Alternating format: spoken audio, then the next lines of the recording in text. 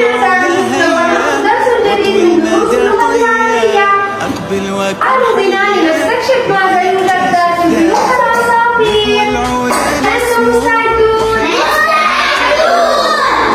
هيا إذا لنستكشف بيوت العصافير. أنا إسعاد التعجب، أنا أوضع عند التعجب والدهشة. أنا الفاصلة وأضع الرابط بين الجملتين. أحسنت يا محمد،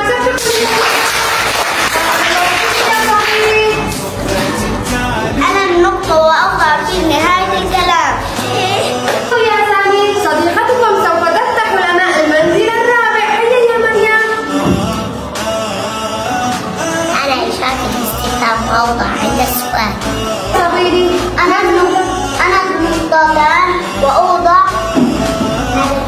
بعد الكلام. يا صغاري، لدينا هنا تمرين. أريد أن نضع هذه علامات الترقيم بعد الجملة.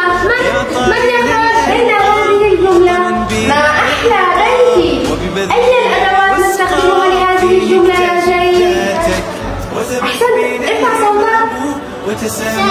هيا ننتقل إلى الجملة الثانية.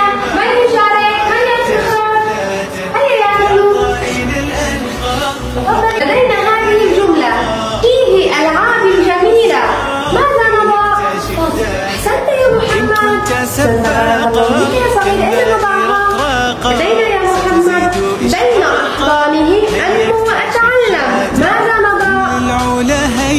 سمي هذه. ما هذه؟ أحسنت، ارفع صوتك قليلا. أحسنت يا محمد، أحسنت، بارك الله بك.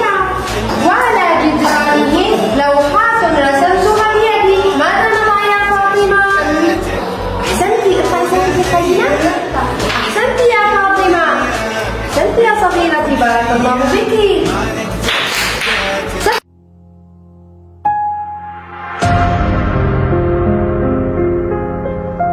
مدرسة مار النموذجية، تعليم ممتع لجيل مبدع.